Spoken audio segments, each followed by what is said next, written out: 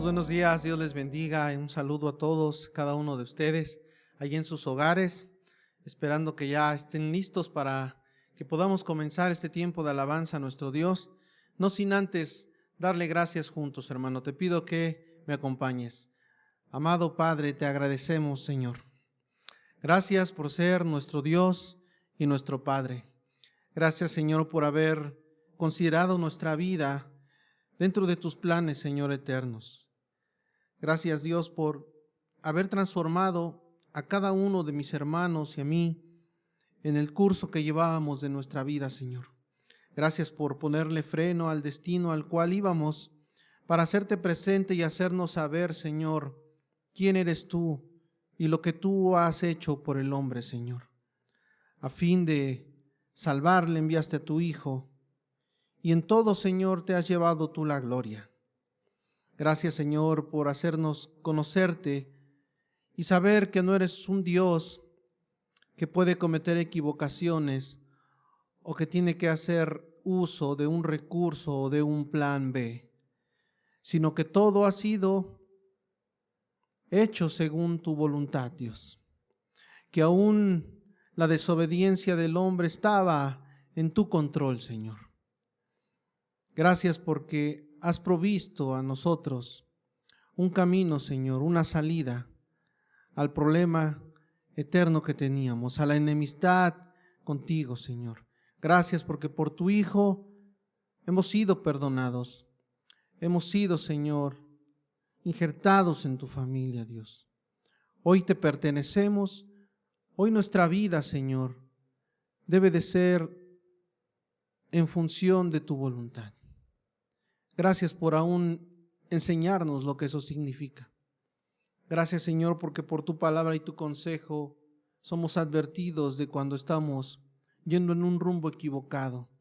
Gracias por abrir nuestros ojos, Señor, y evitar que seamos engañados por nosotros, por nuestro propio corazón, por la religiosidad. Gracias, Señor, por todo lo que has estado haciendo en este tiempo. Gracias por cada una de las cosas que has ido corrigiendo, Señor, que nos has hecho conscientes y que se ha podido ver, Señor, tu mano en toda situación, en toda circunstancia. Gracias porque nuestros ruegos no están enfocados solamente a las necesidades básicas y diarias, sino que por tu obra en nosotros, Señor, nos has dado entendimiento de poder pedir por aquellas cosas que en realidad tienen un peso en la eternidad, por no estar afanados por lo terrenal, sino que dar lugar, Señor, y el peso a lo que verdaderamente importa, Señor. Gracias por hacernos crecer, mi Dios. Gracias por ayudarnos y por estar con nosotros en todo momento. Gracias, porque así lo has sido conmigo y cada uno de mis hermanos. Gracias, Señor. Síguelo haciendo, te pedimos, te rogamos, en el nombre de tu Hijo Jesucristo. Amén. Démosle un aplauso a nuestro Dios, hermano, a nuestro Dios fiel y bueno, que en todo tiempo está ahí con su consejo. Algo a lo cual el Señor me llevaba a meditar, reflexionar y que quiero compartirte con respecto precisamente a lo que ha estado sucediendo en nosotros fuera de las circunstancias. Que ciertamente las circunstancias nos han orillado a estar en una situación que no es habitual. Pero ya más allá de lo que la circunstancia es, ¿qué es lo que ha estado pasando con cada uno de nosotros? ¿Cuáles son esas áreas en las cuales el Señor nos ha hecho mirar y poner atención y empezarlas a ver según la forma en la que los ve?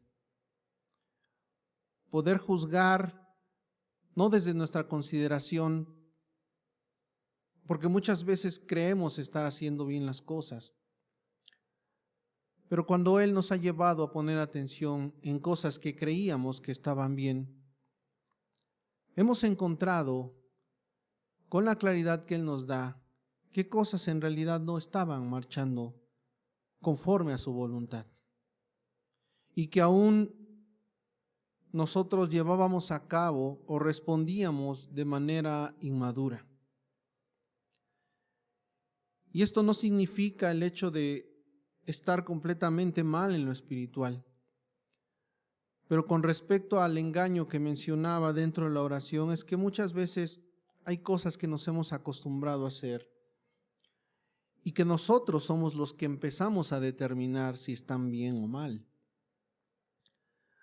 Porque quizás el error no es tan visible, o muchas veces el error está en el estar estancados, en el permanecer y no crecer.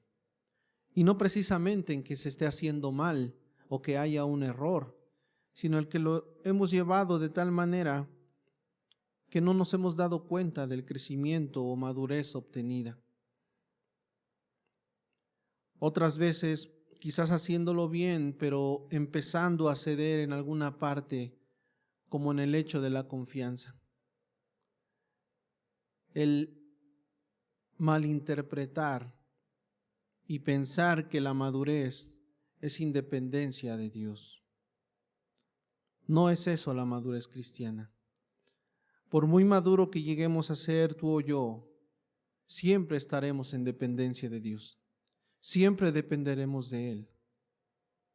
El madurar como tal es poder tener un mayor conocimiento real de nuestro Dios y las decisiones que tomamos sean apegadas hacia la luz de su palabra.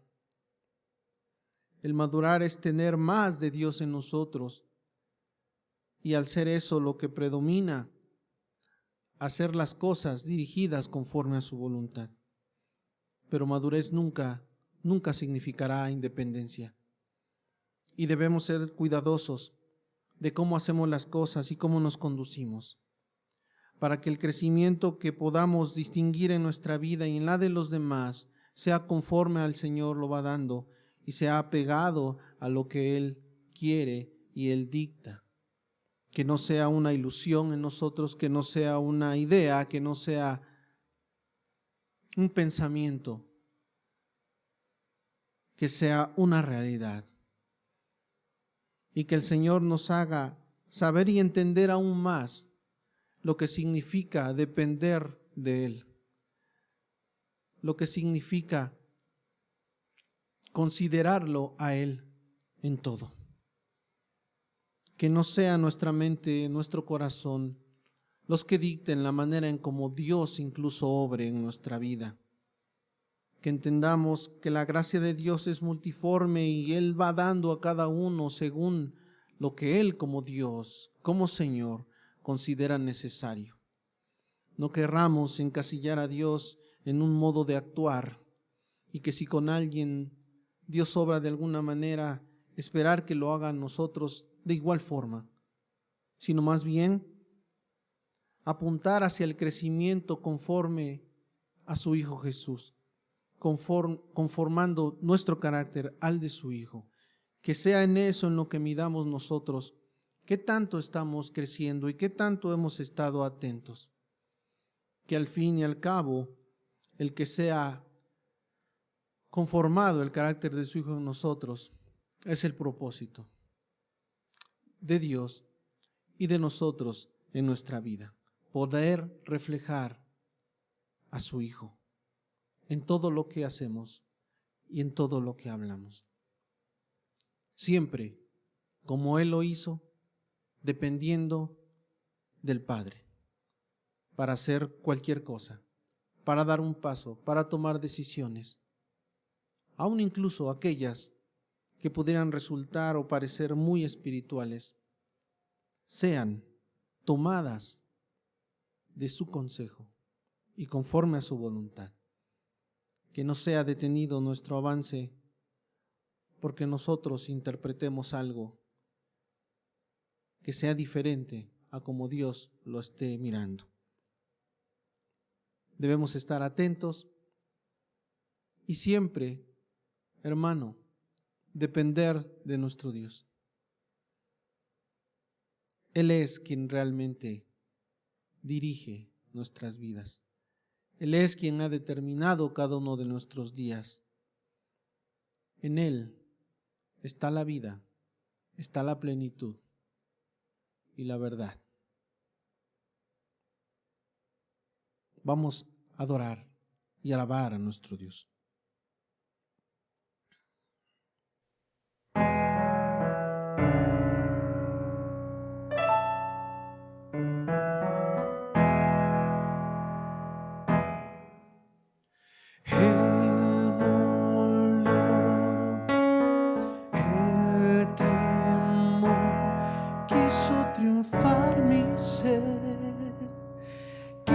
Triunfar mi ser, no lo entendí, porque a mí, si todo yo te di, si todo yo te di,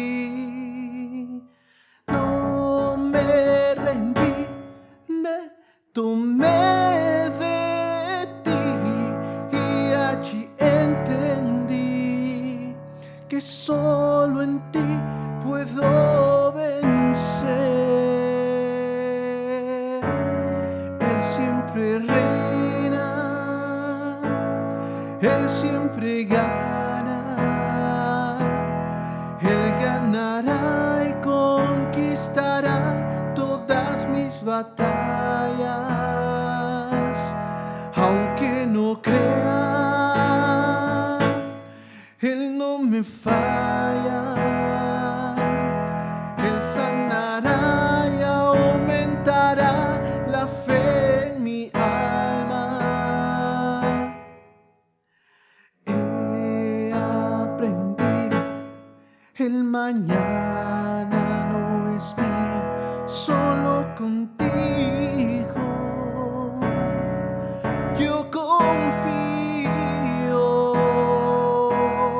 No me rendí, me tomé de ti y allí entendí que solo en ti puedo vencer.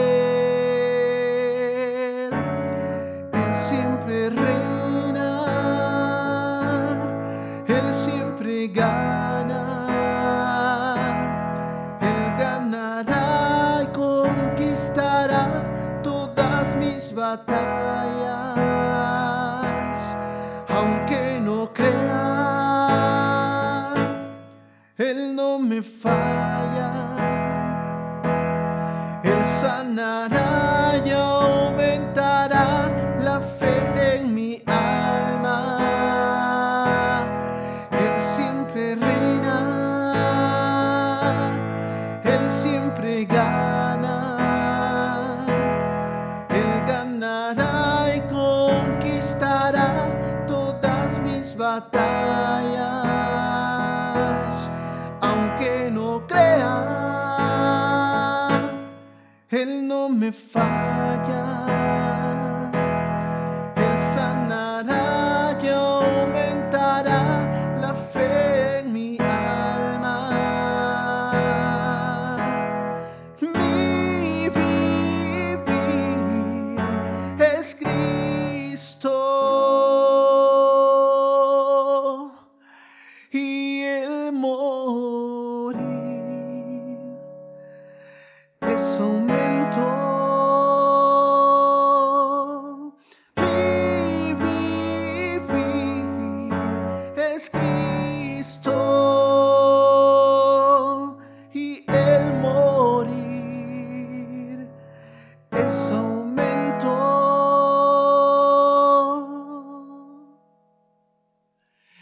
Él siempre reina, Él siempre gana, Él ganará y conquistará todas mis batallas, aunque no crea, Él no me falla, Él sanará y aumentará la fe en mi alma. Él sanará y aumentará la fe en mi alma. Él siempre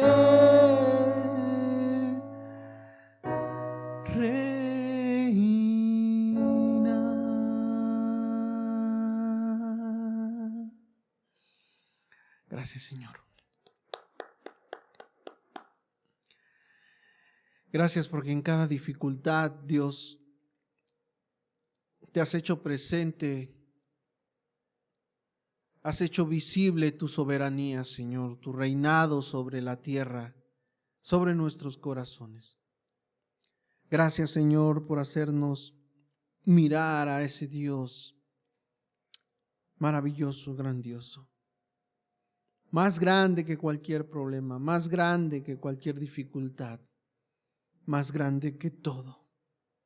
Gracias, Señor, porque esto no sea el repetir algo, sino que tú, Padre amado, estás dispuesto a mostrarte a nosotros, revelarte, sí, en tu palabra, pero también en nuestra vida, mostrando tus hechos poderosos, mostrando, Señor, tus maravillas.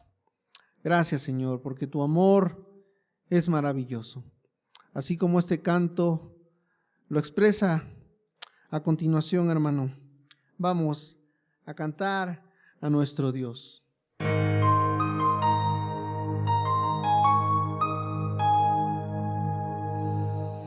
¿Cómo es que nos ha perdonado? Como al rebelde liberó y a los ciegos él sanó. Como es el huérfano adoptado, si de su gracia se alejó y sus caminos rechazó. Maravilloso es el amor que el Padre demostró, enviando a su Hijo único nos rescató. Nos salvó y ha perdonado, guiándonos con su cuidado. Maravilloso es el amor de Dios.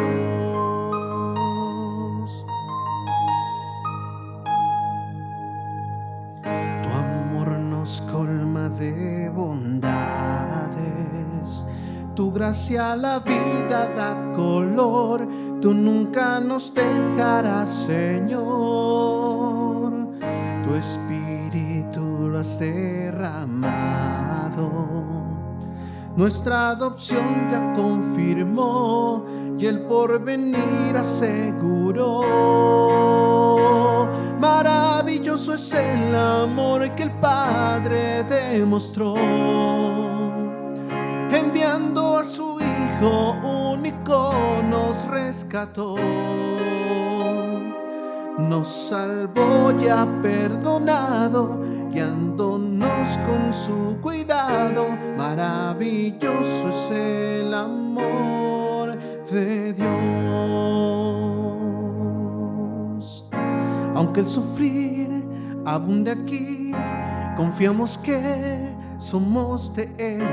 Cantemos hoy, Abba Padre. Aunque el sufrir abunde aquí, confiamos que somos de Él. Cantemos hoy, Abba Padre. Aunque el sufrir abunde aquí, confiamos que somos de Él. Cantemos hoy, Abba Padre. Maravilloso es el amor que el Padre demostró, enviando a su Hijo único nos rescató. Maravilloso es el amor que el Padre demostró, enviando a su Hijo único nos rescató. Nos salvó y ha perdonado, guiándonos con su cuidado. Maravilloso es el amor de Dios. Maravilloso es el amor de Dios.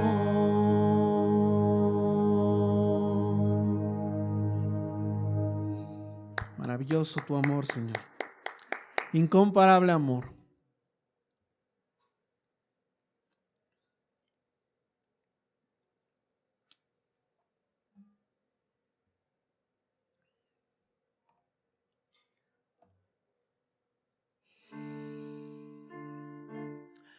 Un amor sin condición, hermano. Una de las cosas que conforme avanzamos en el conocimiento de nuestro Dios, de nuestro Padre, y que aprendemos es que nada de lo que tú y yo recibimos realmente tiene que ver en sí con nosotros mismos. Toda bondad, todo favor, todo beneficio, en realidad surge en nuestro Dios mismo. Él se complace en aquellos que confían en su Hijo y que no muestran como justificación sus propios hechos, sus propias obras. Que la razón por la que tú y yo muchas veces hacemos lo correcto es Él mismo, es su consejo, es lo que Él nos ha dado como aprendizaje. Se siente bien tomar decisiones correctas y mirar que las cosas marchan bien. Pero tú y yo hemos aprendido que el juzgar el bien de las cosas no corresponde a nosotros. Muchas veces nosotros hemos juzgado que las cosas están yendo muy mal. Y ha sido Dios quien, al estar nosotros en oración, en comunión con Él, nos ha hecho ver el rumbo que las circunstancias tienen y cuál es el rumbo que nuestra vida tiene. Las circunstancias muchas veces pueden ir en apariencia en contra de lo que tú y yo intentamos o buscamos o perseguimos, y que entendemos que persigue Dios mismo, pero no es así. Lo que Dios se ha planteado permanece firme, independiente a las circunstancias. Somos nosotros los que somos volubles a esas circunstancias y muchas veces nos desesperamos, nos desanimamos. Muchas veces, con respecto al amor que nuestro Padre nos ha dado en Cristo, creemos que disminuye, que Él se olvida, que Él se aleja. Pero somos nosotros los que tomamos distancia, no Él. Y que aún obrando equivocadamente, el amor de nuestro Dios hacia nosotros no cambia, permanece fiel, permanece en todo su esplendor. Eso nos quebranta muchas veces.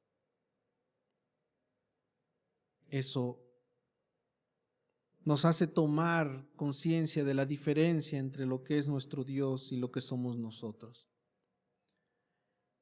Y nos hace conscientes de la pureza y grandeza del amor que Él nos da. Vamos a cantar de ese amor sin condición que el Padre da y que aún a pesar de los errores que cometemos, Él siempre está en búsqueda de nuestro corazón. Es nuestro corazón lo que el Padre quiere.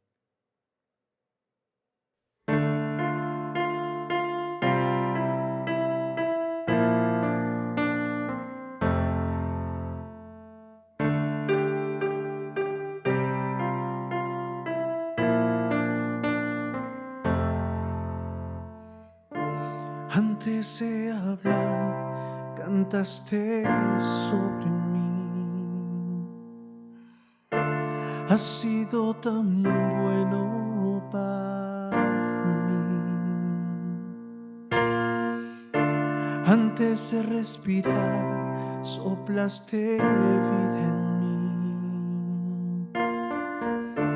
Has sido tan bueno para mí. Oh, tu amor me envuelve, me sostiene, amor.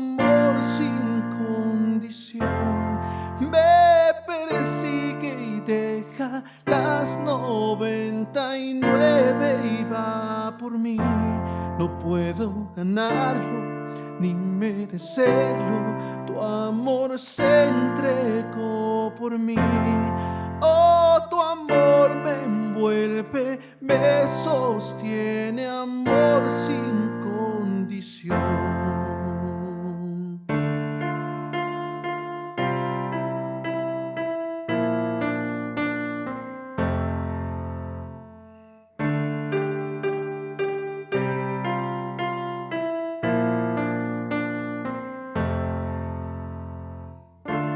Aún lejos de ti, tu amor luchó por mí.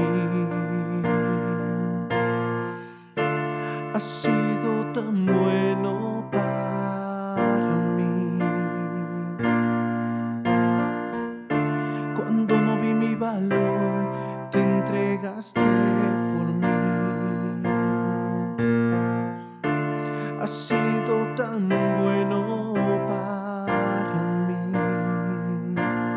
Oh, tu amor me envuelve, me sostiene, amor sin condición.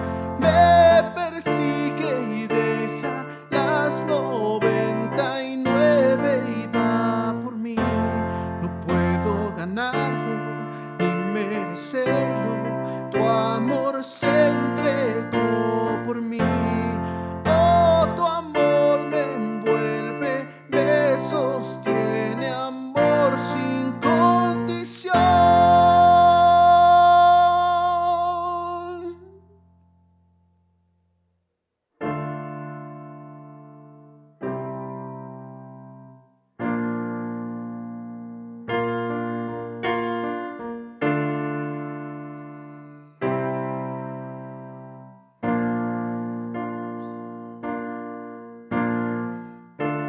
No hay sombra que no alumbres, monte que no escales para encontrarme a mí. No hay pared que no derrumbas, mentira que no rompas para encontrarme a mí. No hay sombra que no alumbres, monte que no escales para encontrarme a mí. No hay pared que no derrumbas, mentira que no rompas para encontrarme a mí. No hay sombra que no alumbres, monte que no escales para encontrarme a mí. No hay pared que no derrumbas, mentira que no rompas para encontrarme a mí. Oh, no hay sombra que no alumbres, monte que no escales para encontrarme a mí. No hay pared que no derrumbas, mentira que no rompas. Oh, tu amor me envuelve, me sostiene, amor sin condición. Me persigue y deja las 99 y va por mí. No puedo ganarlo ni merecerlo, tu amor se entregó por mí.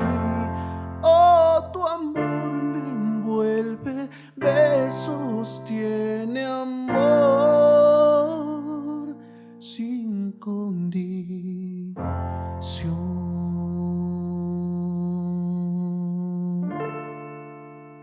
Gracias, Señor. Gracias por semejante amor. Gracias porque hoy es por ti que al mirar hacia la cruz podemos ver el amor tan grande. Gracias porque hoy nos cobra tanto sentido el mirar, imaginar a tu Hijo ahí en una cruz colgado. No solamente nos has dado la gracia de poder entender el gran amor que nos has mostrado, sino que también en tu gracia nos has permitido que ahí mismo, en esa cruz, miremos, sí, tu amor, pero también el sacrificio. Que el perdón de nuestros pecados tuvo un costo altísimo, Señor. Gracias por no dejarnos ahí queriendo entender todo solamente a la luz de tu amor y dejando de lado tu justicia. Gracias por no permitir eso, porque eso ha llevado a muchos a considerar con tanta liviandad el cristianismo y la fe que nos has dado. El no considerar el alto costo. Cuando tu misma palabra nos enseña que el rescate nuestro, que nuestras vidas tuvieron un precio de sangre. La sangre de tu perfecto e inocente Hijo. Gracias, Señor. Gracias por el amor sin condición que nos das. Gracias por abrir nuestros ojos a tu justicia también y poderte mirar en el esplendor tuyo, completo como tú eres, Señor, y no solamente una parte de lo que has hecho.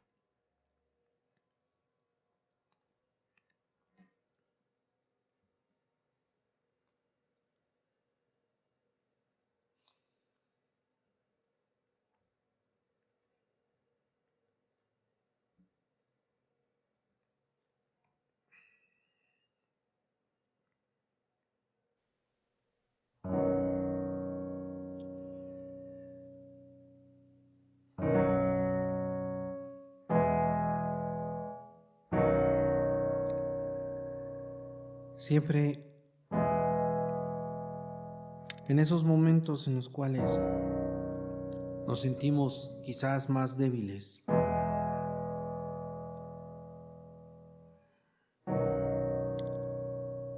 cuando el dolor causado por el sufrimiento, independientemente cuál sea la causa que lo produce, podemos venir delante de nuestro Dios y descansar en Él. Que el descanso que nos ha dado nuestro Señor no solamente fue de las obras infructuosas de nuestras manos, no solamente ha sido un descanso del peso del pecado, sino aún de esa manifestación de pecado en este mundo que lleva al sufrimiento. Cuando muchas personas se preguntan acerca de ese Dios bueno, siempre lo hacen interpretando que no debería haber entonces sufrimiento, sin entender que ese no es generado por nuestro Dios, sino por el pecado suyo y el que hay de todas las personas. Y que nuestro Dios nos ha liberado de la esclavitud de ese pecado y del vivir el sufrimiento solamente soportando el dolor. No es más así hoy en nuestra vida. Hoy aún en ese sufrimiento doloroso miramos propósito de nuestro Dios. Podemos mirar su favor, mirar su bondad.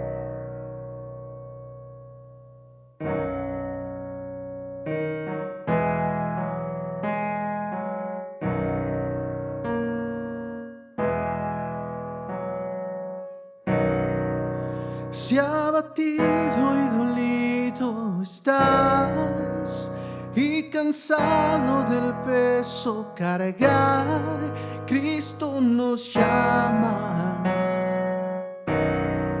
Si al final del camino estás sin saber hacia dónde mirar, Cristo Cristo nos llama. Ven ante su trono, el Padre te recibirá con sangre preciosa. Jesús borró nuestra maldad.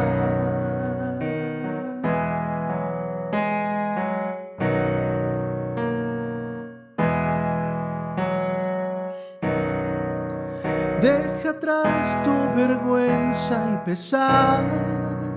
Ven a Él, ya no esperes más. Cristo te llama. Trae toda tristeza al altar. Nueva vida Jesús te dará. Cristo nos llama. Ven ante su trono, el Padre te recibirá con sangre preciosa. Jesús borró nuestra maldad. Ven ante su trono, el Padre te recibirá con sangre preciosa. Jesús borró nuestra maldad.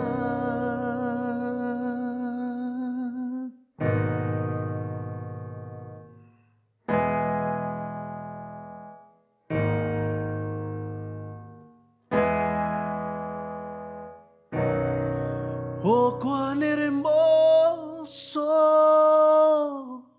es nuestro Salvador. Canta aleluya, Cristo vive. Nadie es más grande, solo Él es Señor. Canta aleluya, Cristo vive.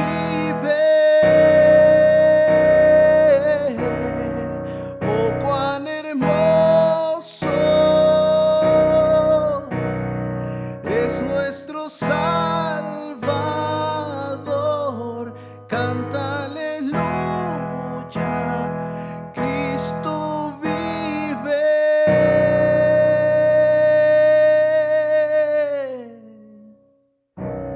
Ven ante su trono, el Padre te recibirá con sangre preciosa.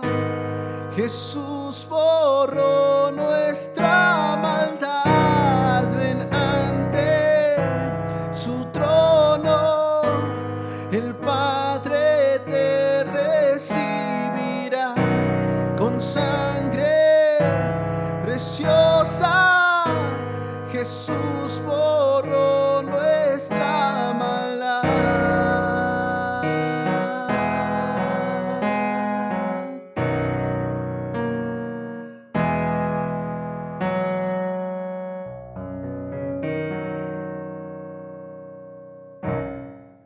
Gracias, Señor.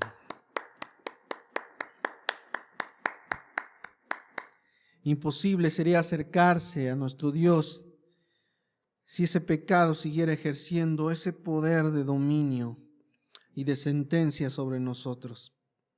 Pero ha sido gracias a Él que se fue ese dominio, esa esclavitud a la cual estábamos siempre ahí, serviciales, sin saberlo, no habiendo nada que pudiéramos hacer y que no estuviera manchado de ese pecado y de las consecuencias que vendrían. Gracias a nuestro Dios, que hoy no es más así.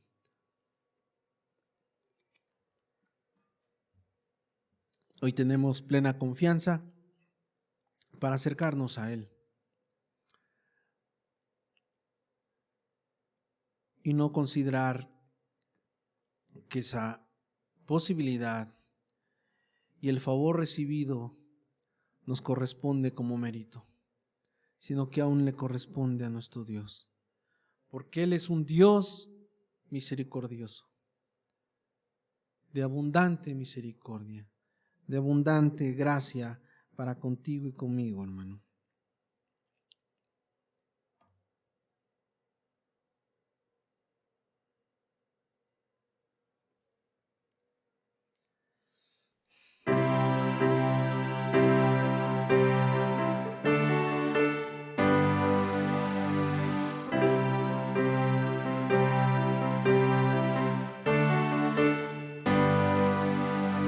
De mañana me presentaré a ti y esperaré, esperaré. Cuando traiga mi oración, escúchame. Esperaré, esperaré. De mañana me presentaré a ti. Esperaré, esperaré. Cuando traiga mi oración, escúchame. Esperaré, esperaré. Tú eres santo, apartado del mal. Pero dilo, pero grande misericordia. Vendré a tu casa y te adoraré. Vendré a tu casa y me postraré por la abundancia de tu misericordia y el favor inmerecido de tu amor. Vendré a tu casa y te adoraré. Vendré a tu casa y me postraré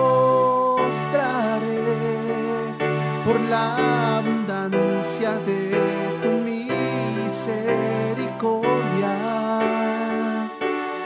y el favor inmerecido de tu amor.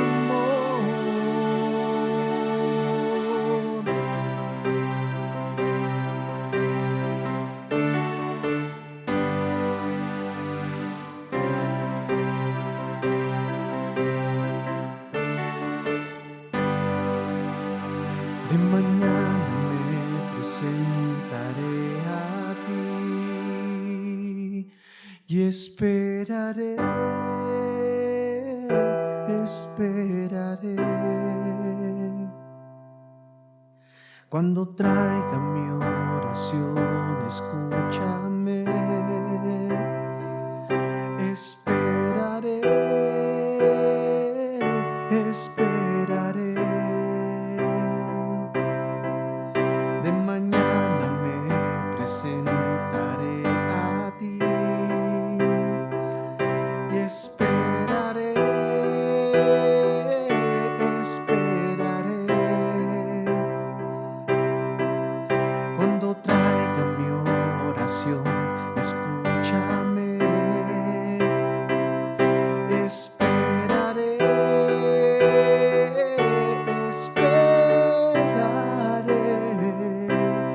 Tú eres santo, apartado del mal.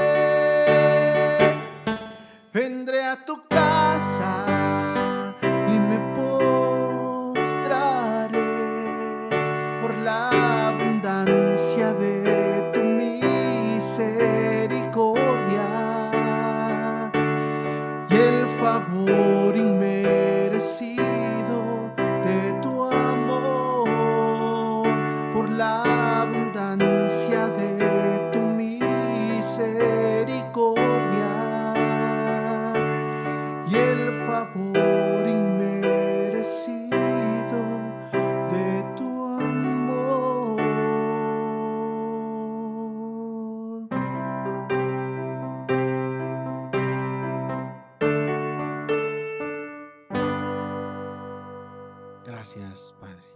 Démosle un fuerte aplauso a nuestro Dios, hermano. Y démosle gracias por sus maravillas en nosotros. Gracias, Padre, gracias. Bien, hermano, dispón tu corazón para escuchar la palabra del Señor.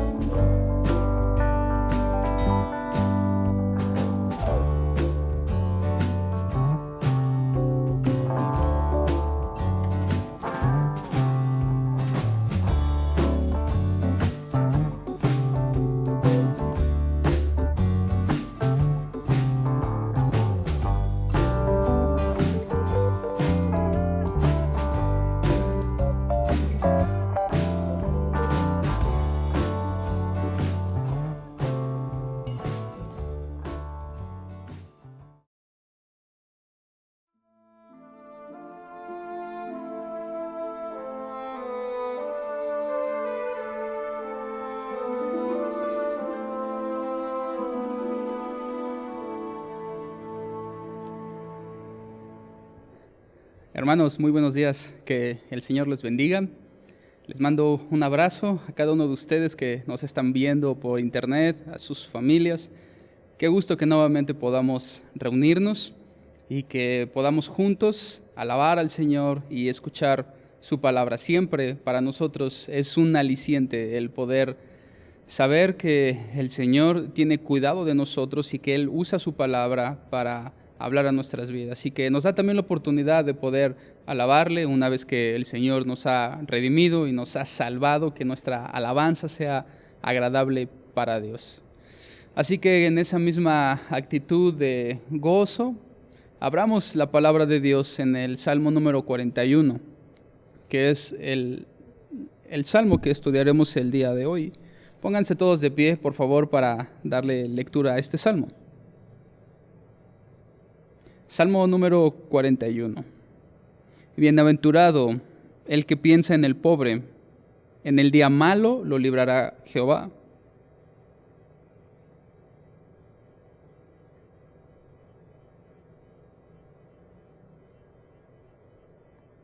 Jehová lo sustentará sobre el lecho del dolor, mullirás toda su cama en su enfermedad.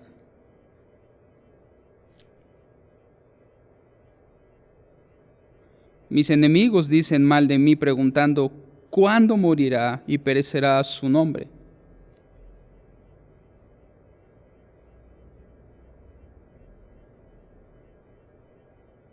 Reunidos murmuran contra mí todos los que me aborrecen. Contra mí piensan mal, diciendo de mí,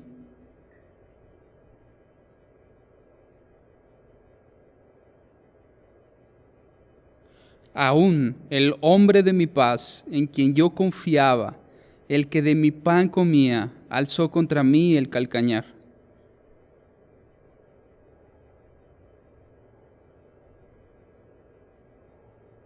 En esto conoceré que te he agradado, que mi enemigo no se huelgue de mí.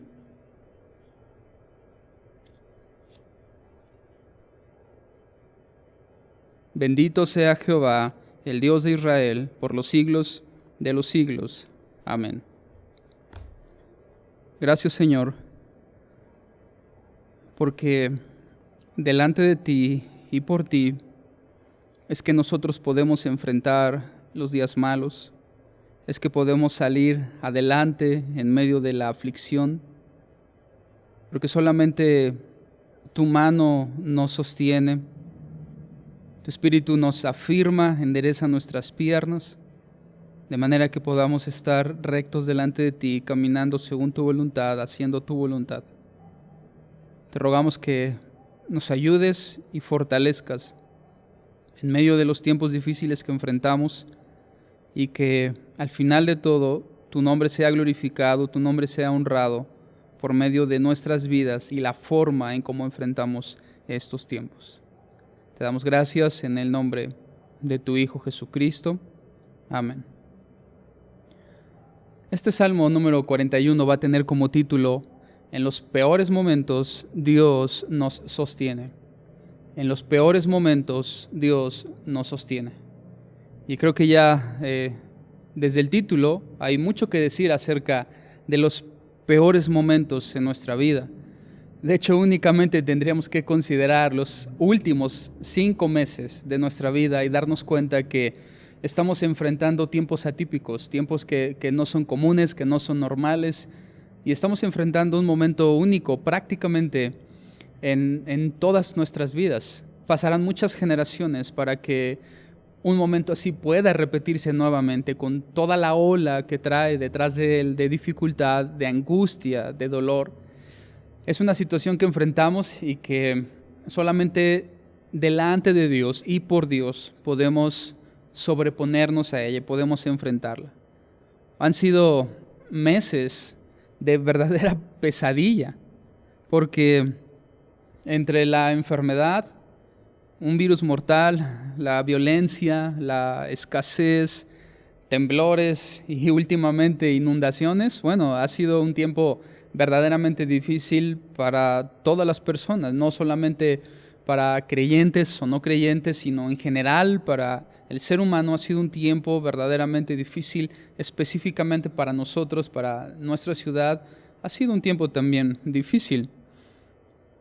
Para el creyente que vive en un mundo que está centrado en el hombre mismo, es muy difícil, por esa misma ola, por esa misma influencia, es muy difícil poder conciliar a un Dios misericordioso con los tiempos terribles que estamos viviendo. Es difícil conciliar a este Dios misericordioso con toda la ola de violencia que ha venido sobre nuestro país, enfermedades, muertes, angustia, pérdida de trabajo, caída en nuestra economía, necesidad, escasez. Congeniar estas dos partes, por un lado la situación y por otro lado al Dios misericordioso que la Biblia nos presenta, es difícil conciliarlos, porque esa misma ola que el mundo tiene respecto a centrar al hombre mismo como en el punto más importante de todo, nos dificulta el poder discernir perfectamente que es así. Pero el Salmo 41 nos va a ayudar muchísimo, porque el Salmo 41 precisamente nos habla acerca de la relación, en cómo Dios interviene en los momentos difíciles que su pueblo enfrenta. Es una realidad que el pueblo de Dios enfrenta tiempos difíciles, lo vamos a ver con David. Pero también es una realidad que Dios interviene en esos momentos para sostenernos, para levantarnos y para darnos un impulso que reanime nuestros corazones y nuestras mentes para enfrentar no solamente esta situación, sino cualquier otra que venga sobre nosotros. Además, un plus que podemos agregar a este Salmo 41 es que será un cierre perfecto para esta primera etapa en el libro de los Salmos. En un inicio, cuando comenzamos este estudio, una de las cosas que yo les había comentado es que el libro de los Salmos se divide en 5 libros. Este Salmo 41, y ahora que está tal vez muy de moda las temporadas, este Salmo 41 es el cierre de nuestra primera temporada en el estudio del libro de los Salmos. Eso significa que nos tomaremos algunas semanas para hablar de algunos otros temas que también son importantes en una forma como de intermedio entre este primer libro y el segundo libro de los Salmos. Así que es un cierre para esta primera etapa, esta primera temporada acerca de nuestro estudio sobre el libro de los Salmos, en el cual si has venido escuchando cada una de las 41 enseñanzas junto con la del día de hoy, sabrás que el primer libro de los Salmos se trata y presenta al hombre desde una perspectiva de inferioridad, desde una perspectiva de su vulnerabilidad, y cómo Dios, que no tiene esas características, que no es vulnerable, no es débil, Dios se presenta siempre como un Dios fuerte que actúa en beneficio de nosotros para su propia gloria, con el objetivo de mostrar su grandeza. Entonces, este primer libro de los Salmos, que cierra con el número 41, muestra a un hombre pequeño y a un Dios grande. Así que este salmo es un cierre perfecto, porque precisamente termina mostrando al hombre en sus aflicciones y a Dios que viene a ayudar y que viene a sostener al hombre que sin Dios no podría mantenerse en pie. Podemos dividir de forma muy práctica este salmo en 3 porciones. La primera porción la encontraríamos del versículo 1 al versículo número 3, donde vemos las promesas de Dios para los tiempos difíciles. En la segunda parte, del verso 4 al verso 12, allí vamos a ver los tiempos difíciles que David estaba enfrentando, y en el versículo 13 vamos a ver un cierre o una declaración final de alabanza a Dios. Promesas de Dios para tiempos difíciles, los tiempos difíciles que David estaba enfrentando y una declaración de adoración hacia el Señor. Dios le dio a David, y él lo dejó escrito para nosotros en este Salmo 41, promesas del Señor que nos van a ayudar a sostenernos en los peores momentos de nuestra vida. En los primeros 3 versículos, David trata con 4 aspectos que complican nuestra existencia y que provocan grandes sufrimientos. David va a hablar de 4 aspectos que en nuestras vidas, de forma general, provocan dolor, provocan angustia y sufrimiento. ¿Cuáles son esos 4 aspectos que David trata, que de alguna forma son muy incisivos en el corazón nuestro y que provocan tanta dificultad? El primero de ellos es precisamente la dificultad, y ahora vamos a hablar un poco más de forma específica acerca de ello. Uno de los primeros aspectos que atormenta nuestra vida es la dificultad. El segundo de ellos es la violencia. El tercero son los enemigos y el número 4 son las enfermedades. Estos 4 funcionan para hacernos la vida más difícil y para llevarnos a esos momentos duros, difíciles, que no quisiéramos enfrentar, pero que están llenos de dificultad, violencia, de enemigos o de enfermedad. Son 4 áreas, 4 aspectos que al hombre le cuesta trabajo y le es muy difícil enfrentar.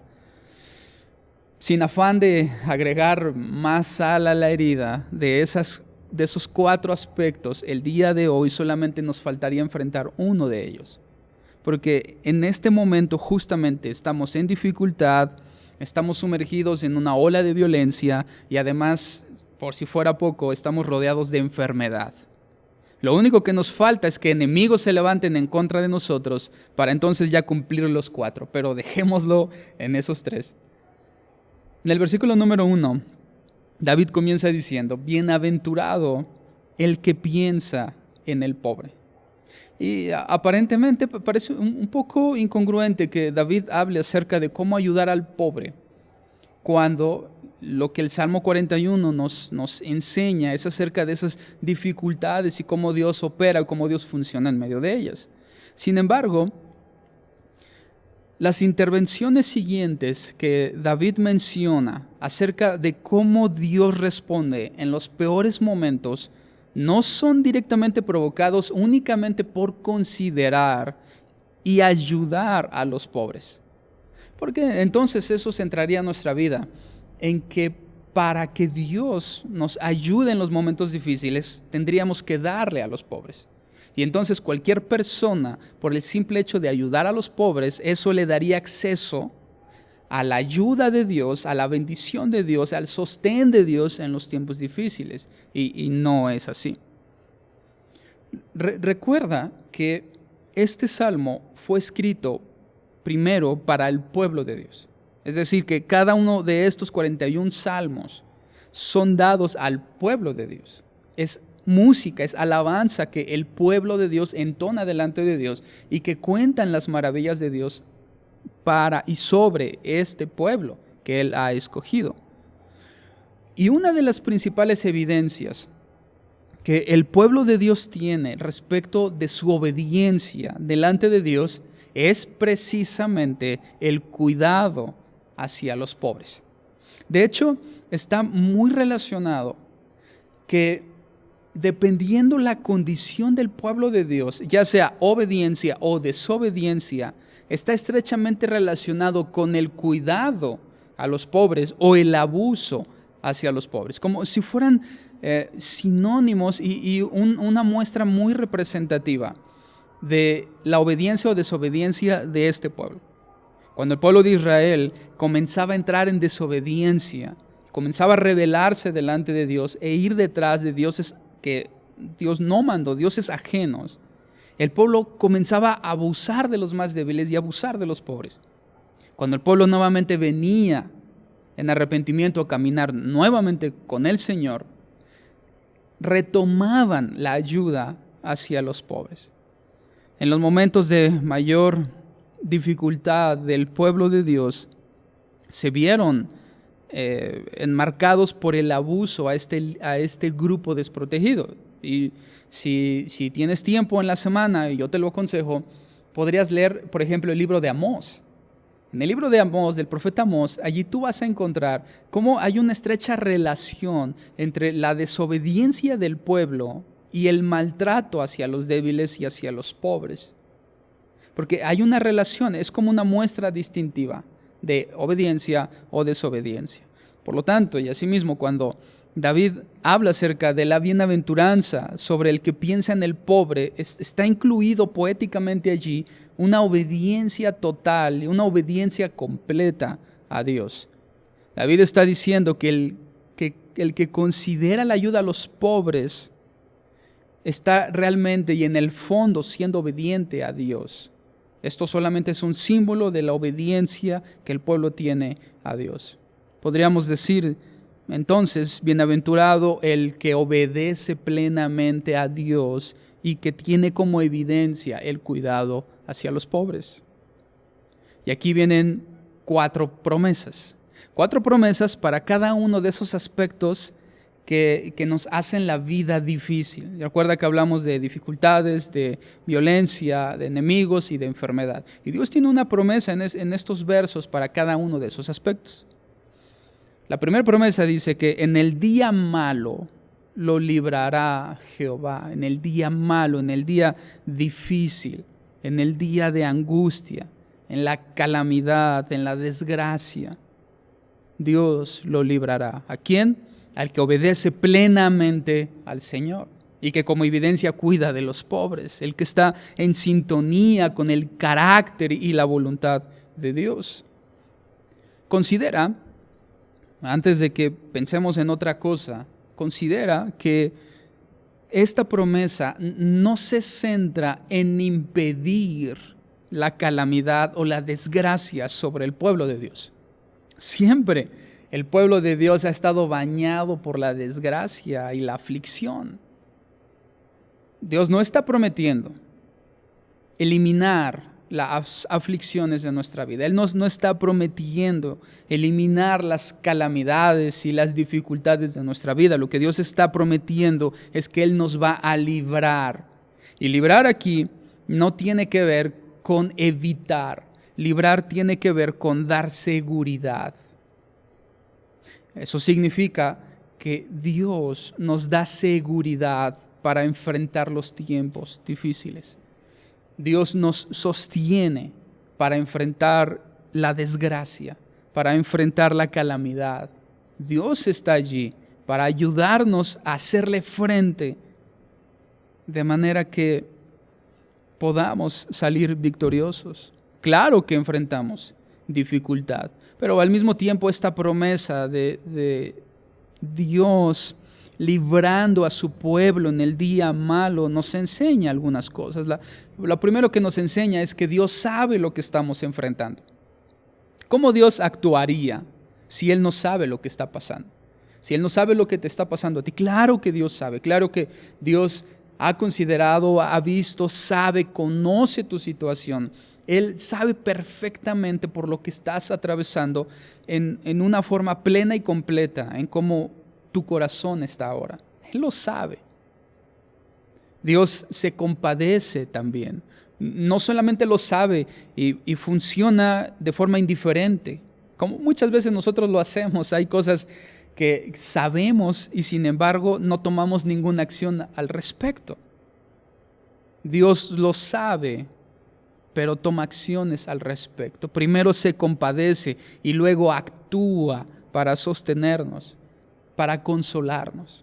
Entonces Dios lo sabe, Dios se compadece, Dios actúa y Dios consuela en medio de esos tiempos difíciles. Promesa número 2. Jehová lo guardará y le dará vida. Jehová lo guardará y le dará vida. Esa palabra guardar nos enseña y habla acerca de guardar algo que está en medio de un gran peligro. Guardar algo de manera que no sufra daño, que no sufra violencia. Nosotros estamos rodeados de riesgo, estamos rodeados de violencia. Pero el Señor nos va a guardar, nos va a proteger como si Él estableciera un cerco de protección que impidiera que lo que está fuera dañe a lo que está dentro. Él nos va a dar vida. Él nos va a ayudar. Nos va a sostener en los tiempos de violencia. Promesa número 3. Será bienaventurado en la tierra y no lo entregarás a la voluntad de sus enemigos. En medio del acecho de los enemigos, nosotros podemos encontrar una vida feliz, porque ahí dice, será bienaventurado en la tierra y no lo entregarás a la voluntad de sus enemigos. Significa que este pueblo de Dios está en la tierra, pero que al mismo tiempo está rodeado de enemigos, pero que Dios actúa por su pueblo, evitando ser entregado, ser derrotado por sus enemigos, sino que es además bienaventurado.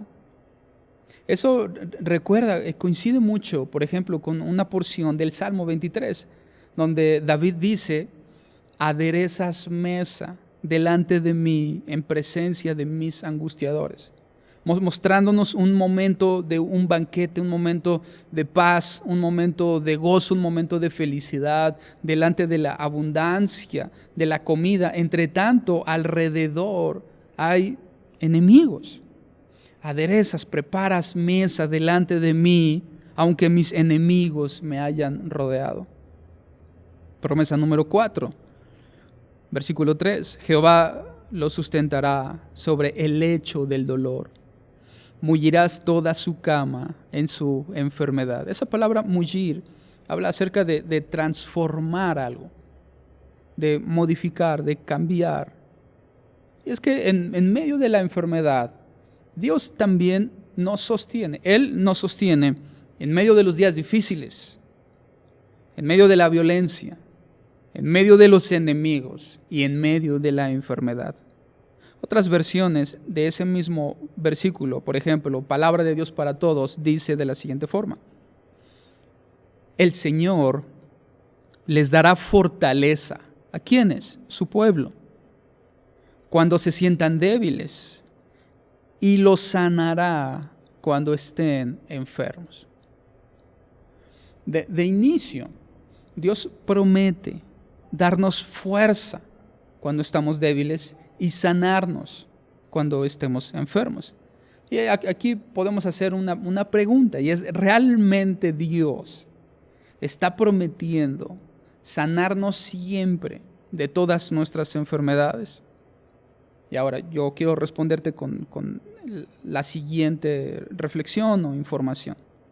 Recuerda que en tiempos de David, el concepto de ser literalmente sanado no es el mismo concepto que ahora nosotros entendemos. Cuando David habla de sanidad, no se está refiriendo a lo mismo que nosotros al hablar de sanidad. Nosotros hablamos de sanidad desde una perspectiva totalmente cristocéntrica, totalmente basada en Cristo, en su autoridad y en su poder para sanar. Cuando David hablaba de sanidad, él no lo hacía desde esa perspectiva. Porque recuerda que cuando Cristo viene al mundo, Él viene con la autoridad para sanar.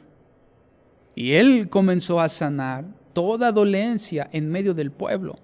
Y nosotros ya hablamos de sanidad desde un concepto más de algo sobrenatural, de algo que Dios hace, de algo que Cristo hizo por el pueblo y que sigue haciendo por nosotros. Pero cuando David habla acerca de sanidad, él no está teniendo en la mente a Cristo sanando personas, sino a Dios sosteniéndole y dándole fuerza para enfrentar la enfermedad. Él estaba buscando a Dios todo el tiempo de la enfermedad para que Dios pusiera su mano sobre él y lo sanara.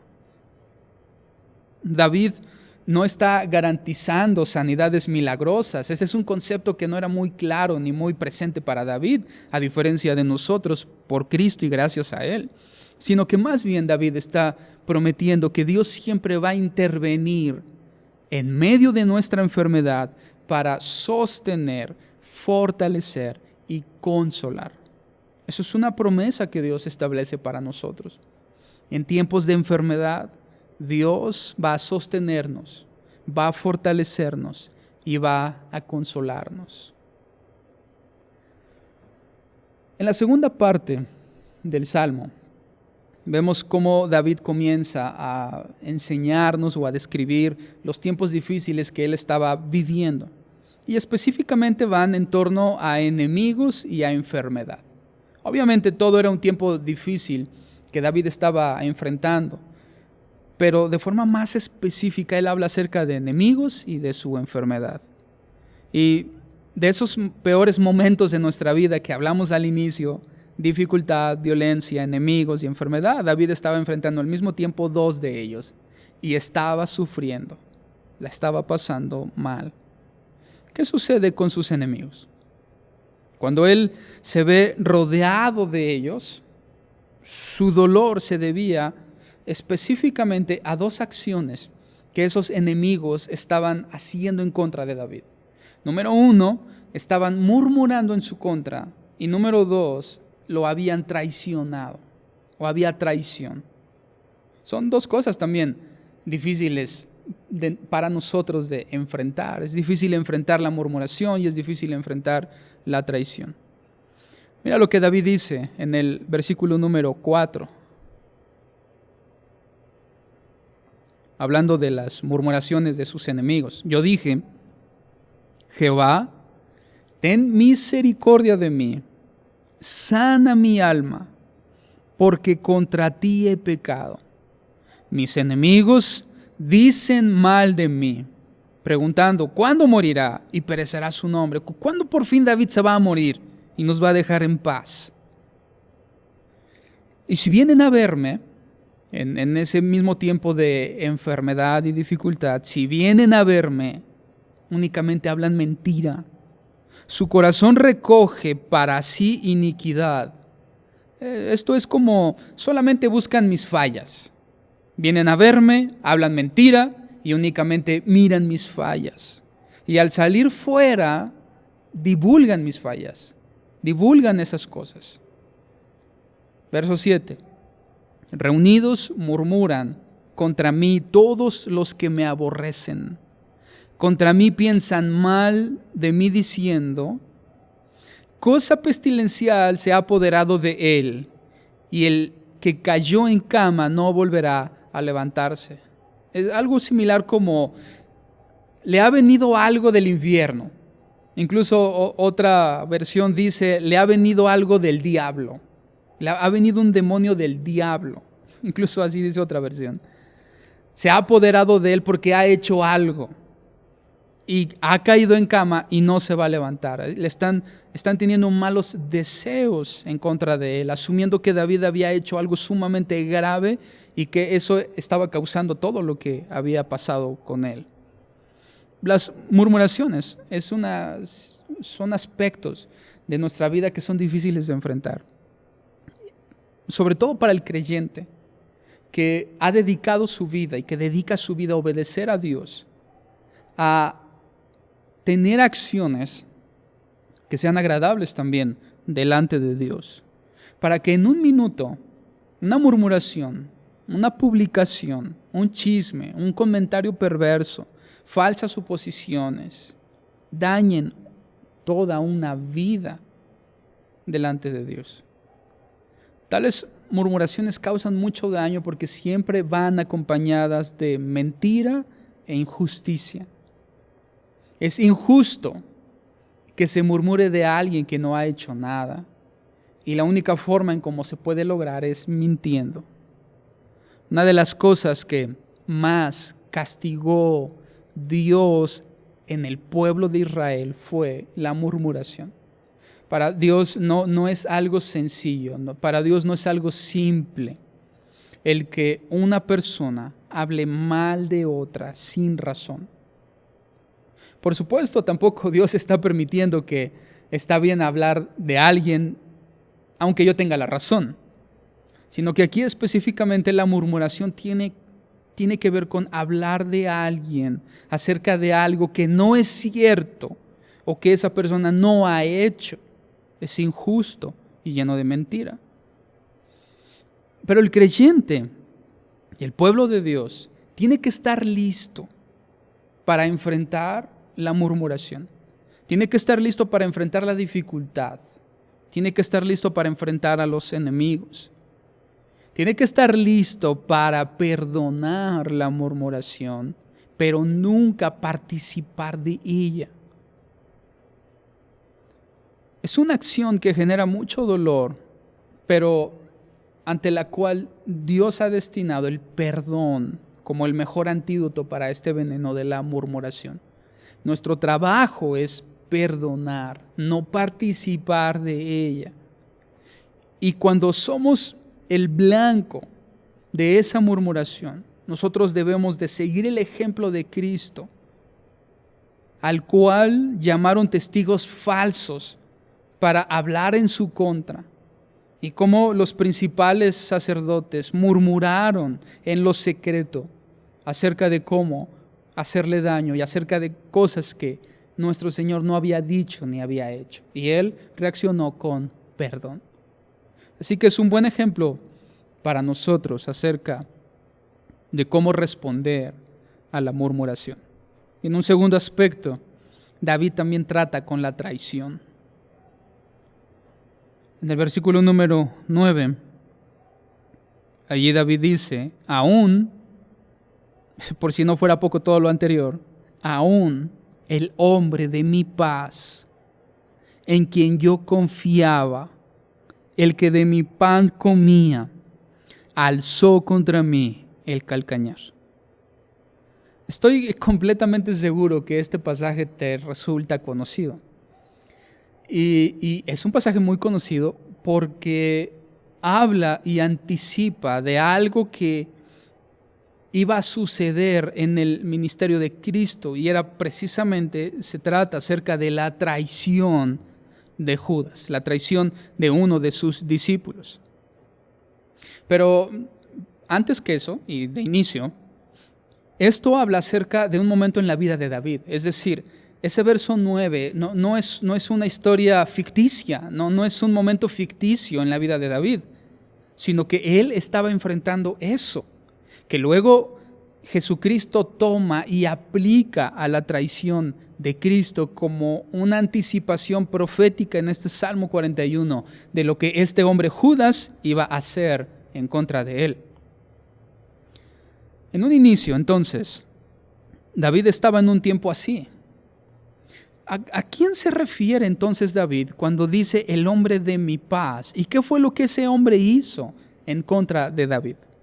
Hay un momento en la vida del rey David, al final de sus días, cuando él estaba sufriendo mucho corporalmente. Incluso se nos dice que la gente allegada a él trajo a una muchacha joven para que se acostara con él, le diera calor y que de esa forma sus días fueran diferentes, que la condición de sufrimiento en la cual estaba pudiera cambiar.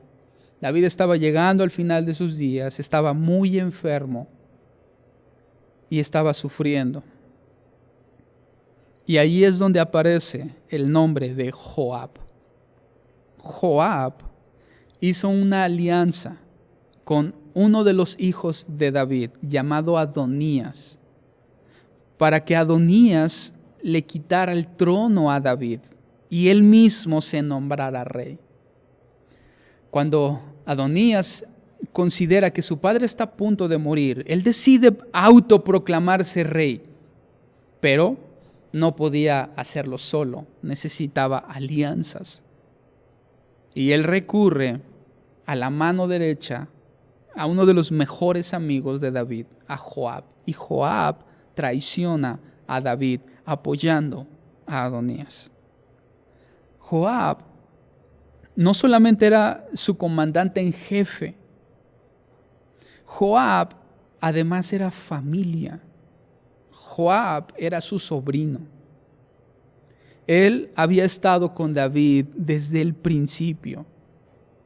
Prácticamente, y hay quien dice que incluso Joab estuvo con David desde aquel momento en la cueva de Adulam, cuando vinieron todos los rechazados y todos los que la gente no quería, los menospreciados. Dice, unieron a David y lo hicieron líder de ellos, allí estaba Joab. Él estuvo con David desde el principio. Estuvo con él en sus victorias, estuvo con él en sus derrotas. Fue su mejor amigo, algunas veces su confidente, algunas veces su cómplice.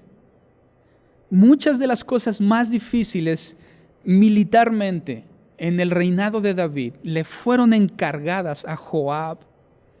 A él le confió los momentos más difíciles y al final, en la debilidad de David, cuando él necesitaba a su amigo Joab, él lo traicionó. Aún el hombre de mi paz, Joab, en quien yo confiaba, el que de mi pan comía, estaba a la mesa de David, era uno de sus personas más allegadas, aún él alzó contra mí el calcañar. Esa frase es un hebraísmo, una frase propia de los judíos que ellos usaban como un modismo para referirse a una persona que le pone el pie o que pone zancadilla para que otra persona tropiece, pero no a cualquier persona, sino a alguien muy cercano a ellos. Cuando una persona muy cercana, dos amigos, uno de ellos hace tropezar al otro, ellos usaban esa frase, alzar contra mí el calcañar, que es poner zancadilla o hacer tropezar. Ahora, en un sentido más amplio, esto apunta a Judas el Iscariote y cómo es que él traiciona a Jesús, siendo que él lo había escogido para que anduviera con él, para que caminara con él, para que aprendiera de él, para ser su discípulo. Él comió, vivió, durmió, caminó, escuchó a Jesús muchos días, por mucho tiempo, comió en su mesa, compartió el pan, compartió todos los momentos de él en su ministerio y al final lo traicionó. En Juan capítulo 13, versículo 15, allí Jesús habla acerca de esto. Él está dando una lección a sus discípulos. Y en el verso 15, Jesús les dice, ejemplo os he dejado. Y ahí estaban todos los discípulos. Para que como yo os he hecho, vosotros también hagáis. De cierto os digo, el siervo no es mayor que su Señor, ni el enviado es mayor que el que le envió. Si sabéis estas cosas, bienaventurados seréis si las hiciereis. No hablo de todos vosotros, yo sé a quienes he elegido. Mas para que se cumpla la Escritura, ¿cuál Escritura? Salmo 41, verso 9. Mas para que se cumpla la Escritura, el que come pan conmigo levantó contra mí su calcañar. Desde ahora os lo digo antes que suceda, para que cuando suceda creáis que yo soy. Para que se cumpliera la escritura de este salmo, es que todo esto pasó. Hay muchas preguntas respecto a por qué Jesús, sabiendo que Judas le iba a traicionar, aún así lo llamó como discípulo. Bueno, ahí tienes una respuesta muy válida. Para que se cumpliera la escritura. Judas aprovechó la amistad, la cercanía con Jesús para traicionarlo a cambio de 30 monedas, simplemente. Cambiar la vida, la estabilidad de un amigo por 30 monedas es algo muy bajo, es algo muy ruin. La realidad es que la traición de Joab y la traición de Judas a David y a Jesús respectivamente nos enseñan 4 lecciones acerca de la traición y de los momentos cuando en nuestra vida enfrentemos una situación así. ¿Cuáles son esas 4 lecciones? La primera de ellas es que la traición es parte de la vida. No vas a poder evitar la traición, no vas a poder evitar que te traicionen. Puedes evitar traicionar, pero no puedes evitar que te traicionen, es parte de la vida. Número 2, es duramente castigada por Dios. Duramente castigada por Dios. Si buscamos la historia y el desenlace de aquellos que fueron considerados traidores, nunca terminaron bien, no acabaron bien en sus vidas. Veamos cómo acabó Joab, veamos cómo acabó Judas, sus vidas no terminan bien. Número 3, la traición solamente puede enfrentarse con perdón. Y número 4, Dios la permite como parte de un proceso hacia la madurez. Esas son 4 lecciones que nos enseña estos 2 ejemplos, tanto el primero de Joab y David y el segundo de Judas y Jesús. Nos enseñan la traición es parte de la vida, es duramente castigada, solamente puede enfrentarse con perdón y Dios la permite como parte de un proceso que lleva a su pueblo hacia la madurez. Jesús es el mejor ejemplo en cómo enfrentar la traición. Y a pesar del sufrimiento que puede provocar,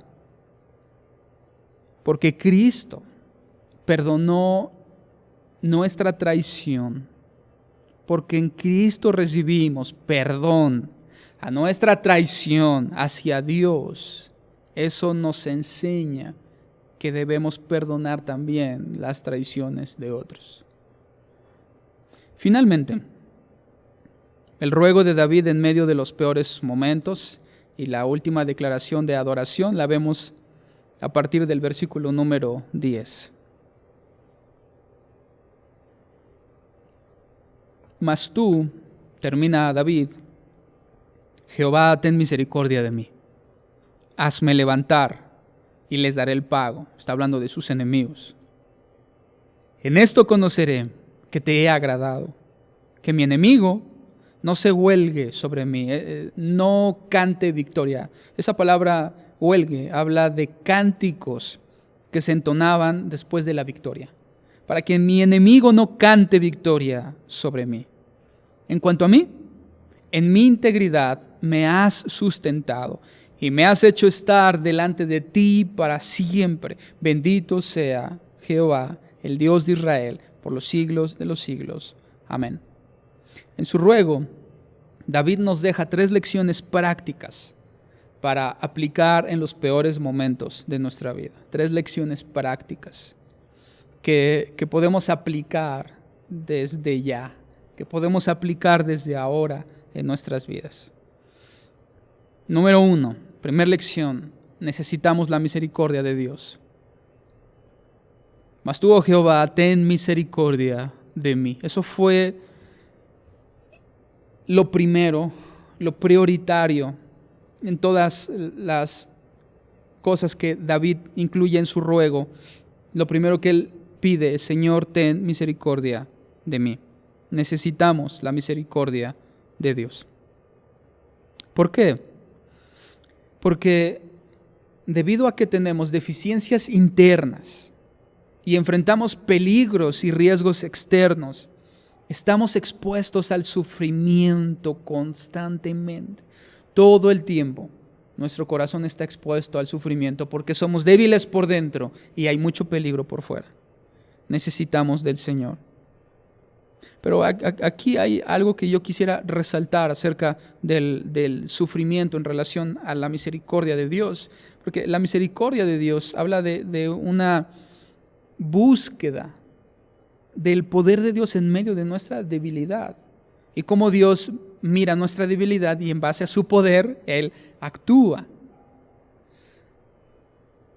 El sufrimiento que se enfrenta sin una perspectiva de Jesucristo, porque tanto sufre la iglesia de Dios como sufre el pueblo que no es de Dios, el mundo.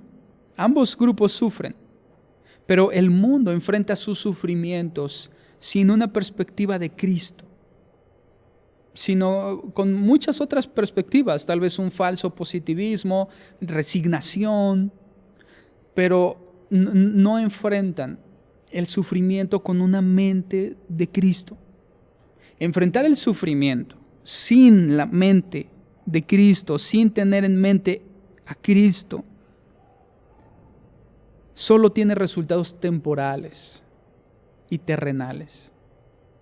No va más allá, no afecta nuestro corazón, no transforma nuestro corazón, no nos lleva a la madurez cristiana, no ayuda a otros a venir a Cristo, simplemente tiene resultados temporales y terrenales. Sin embargo, cuando enfrentamos el sufrimiento, la dificultad, los enemigos, la violencia, la enfermedad, con una mente en Cristo y llena de Cristo, en los fundamentos de su palabra, por los medios de la gracia y la misericordia, somos perfeccionados, purificados y tiene resultados eternos, beneficios eternos.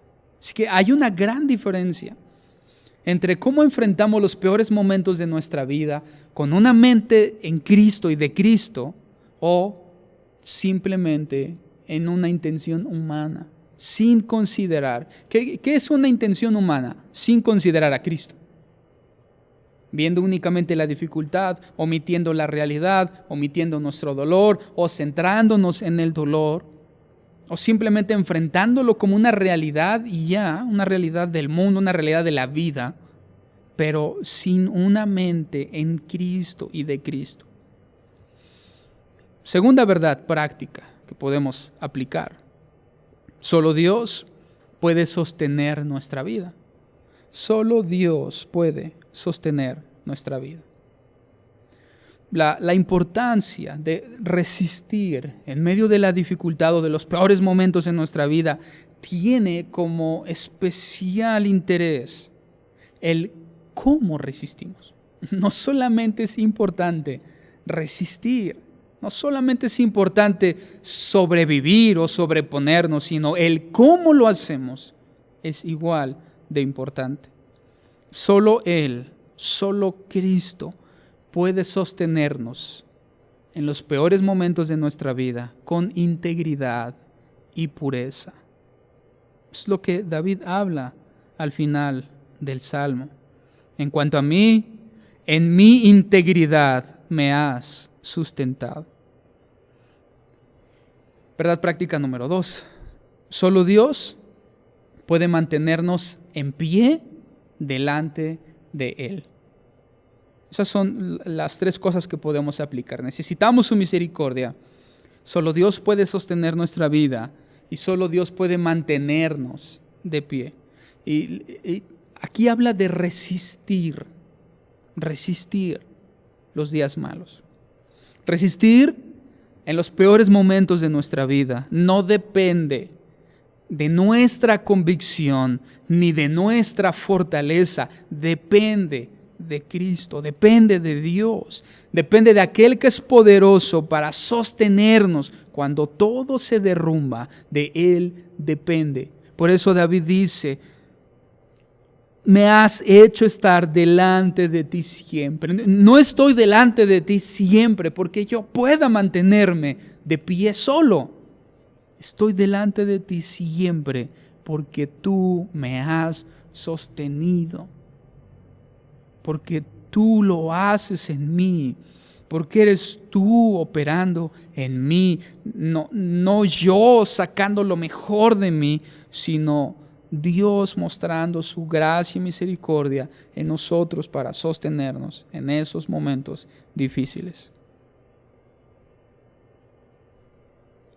Enfrentar el sufrimiento y los peores momentos en nuestra vida sin Cristo sería como elegir entre una casa construida con muros perfectamente alineados, pero frágiles, o construir o elegir una casa con muros totalmente torcidos, pero resistentes.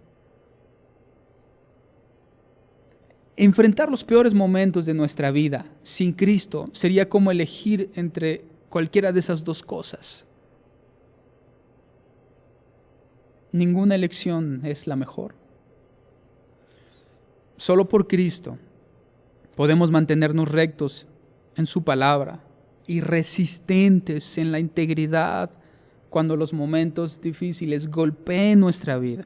Solamente el verdadero creyente que conoce a Dios puede enfrentar los peores momentos de su vida, la dificultad, la violencia, los enemigos, la enfermedad de manera firme, resistente, recta, siendo sostenido en la misericordia y el amor perfecto de Cristo. Entre tanto, todo esto sucede. Entre tanto que el último versículo número 13 está allí siempre en nuestra mente y en nuestro corazón. Enfrentamos los peores momentos de nuestra vida de la mano de Cristo, por Cristo, cimentados en Cristo. Entre tanto de nuestros labios surge una alabanza a Dios. Bendito sea Jehová, el Dios de Israel, por los siglos de los siglos. Amén y amén. Podemos saber, podemos estar seguros que Dios está haciendo una obra en nosotros, en nuestro corazón, por medio de Cristo. Que Cristo está perfeccionando nuestros corazones y que Él se está mostrando, revelando a nuestras vidas, mostrándose en nuestras vidas, en nuestro sufrimiento, cuando en los peores momentos de nuestra vida podemos decir o podamos decir plenamente y de un corazón convencido, de un corazón entendido, una realidad en nuestra vida: bendito sea Jehová, el Dios de Israel.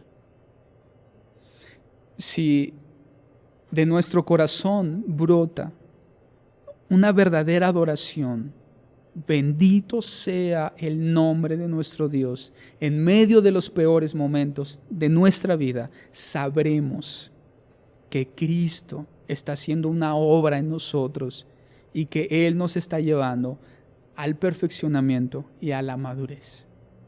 Si en los peores momentos de nuestra vida podemos decir bendito sea Jehová, el Dios de Israel, entonces estamos caminando con Cristo. Señor, te damos gracias porque tú has estado, Señor, siempre en los momentos más oscuros, en los momentos más difíciles. No nos has dejado, has estado allí. Así lo prometiste y así lo cumplirás. Nosotros confiamos en tus promesas, confiamos en lo que tú has dicho, confiamos en lo que tú has hablado,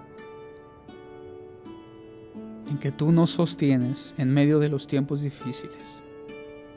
Ayúdanos a no ser arrastrados por una corriente humana que se centra en el hombre y en la búsqueda de su satisfacción, sino que nuestro corazón esté centrado en la gloria de nuestro Dios y en la proclamación de su evangelio, en que su nombre sea exaltado y reconocido aún en medio de los peores momentos de nuestra vida, porque Cristo nos sostiene, fortalece y consuela. Te damos gracias en el nombre de tu Hijo Jesucristo. Amén.